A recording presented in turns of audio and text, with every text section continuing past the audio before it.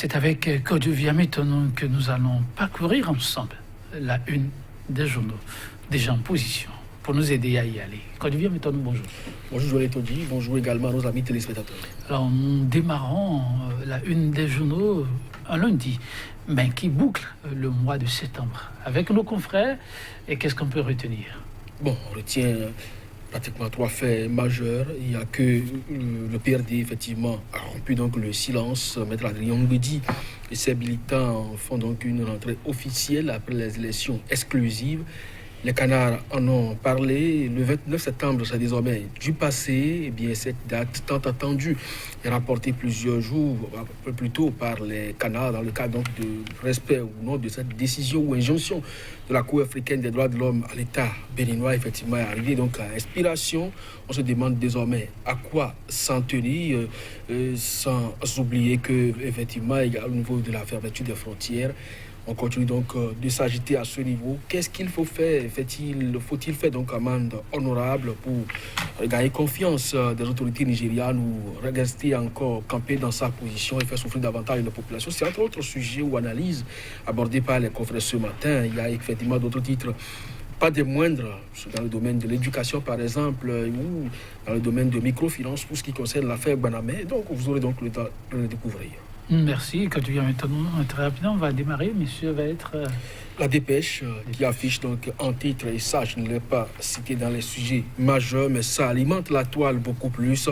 Faire rocambolesque à la direction générale des impôts, les prouesses de la digitalisation, écrit le journal. Et vous savez, avec cette écriture, pourquoi ainsi? Eh bien, vous lirez l'article et vous comprendrez. Et mieux, Assemblée nationale, Ngwedi soulève un doute sur la 8e législature. Et puis Bénin Santé, une infirmière sanctionnée pour faute lourde suite au décès d'un enfant. Joël Tondi, ça doit faire plaisir. Bénin Financement, le gouvernement de Talon obtient 25 milliards de francs CFA pour réinventer Ganvier. L'Afrique en marche, 50e championnat du monde de pétanque 2022 à Cotonou. Idrissou Ibrahima remet le cahier de charge au Bénin. Et puis ultimatum relatif à l'affaire 18 kg de cocaïne. C'est fini, la CDHP va agir.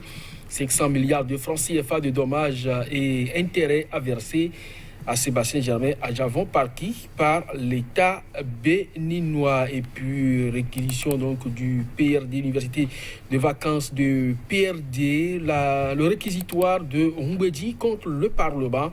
La réaction de Guy Mitokwe, le confrère de la matinée.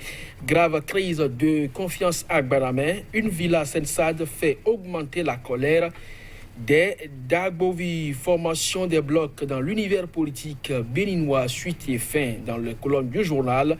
Des géants au pied d'argile. Bientôt la mort programmée de cette fameuse charte des partis. Et puis, après la fermeture des frontières terrestres bénino-nigérianes, le Bénin doit faire amende honorable ou périr. Le nouvel observateur non-exécution du verdict de la Cour africaine des droits de l'homme et des peuples dans l'affaire 18 kg de cocaïne pure.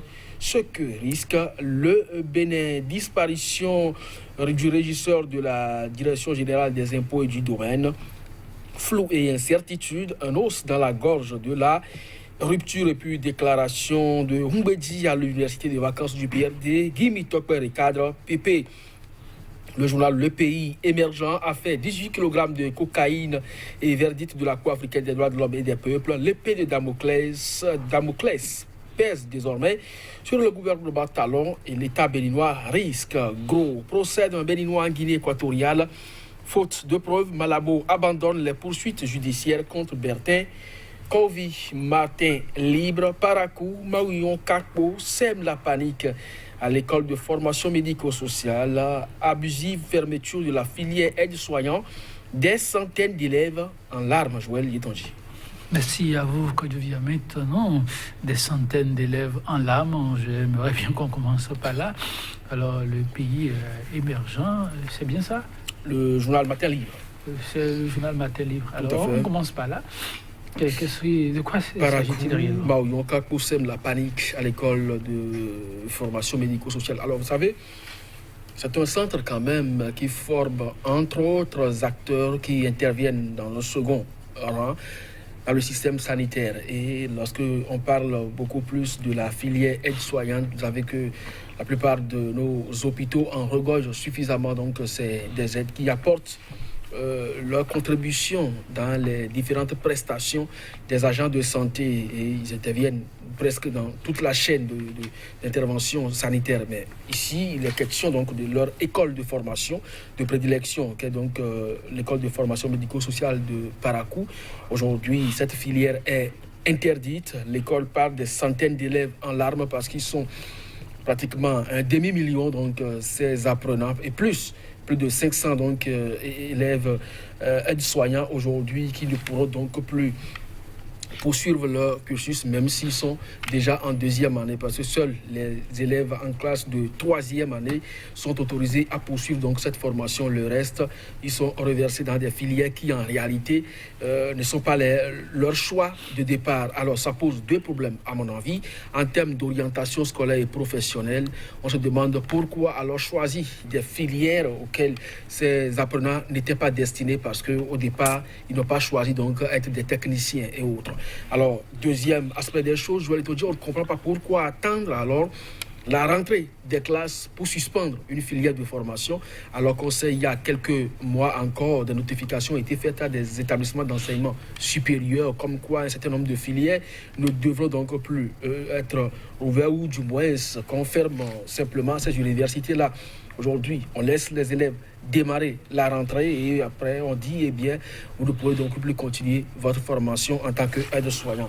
Je ne crois pas que la rupture soit vraiment dans un désert de compétences pour qu'on en arrive à ce genre d'agissement. Ça frise donc du mépris à l'égard de ces apprenants et de leurs parents.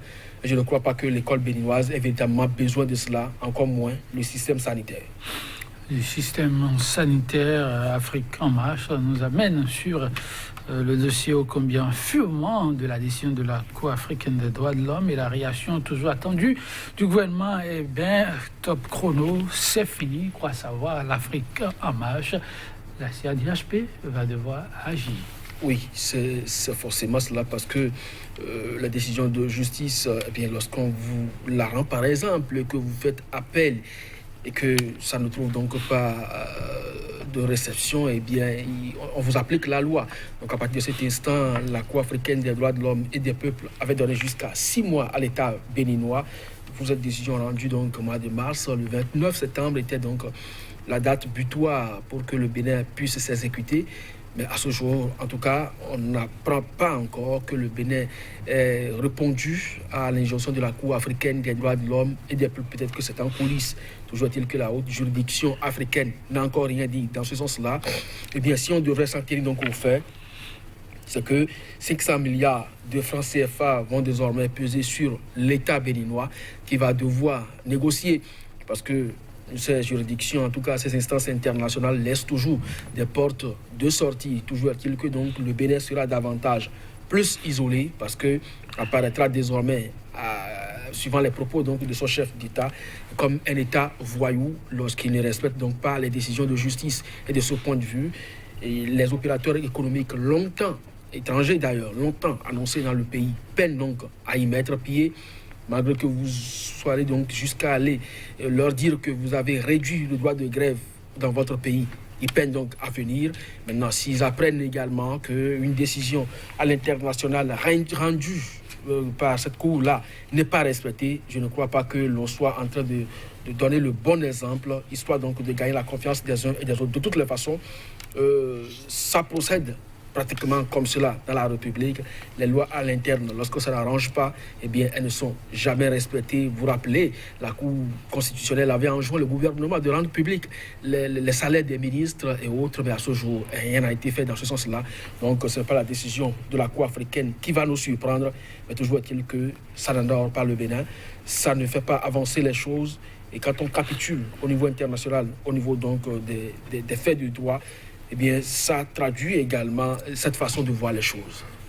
Maintenant, de la société, les faits ne manquent pas. Le nouvel observateur nous ramène sur le dossier de disparition du régisseur de la DGID et nous apprend que le flou persiste.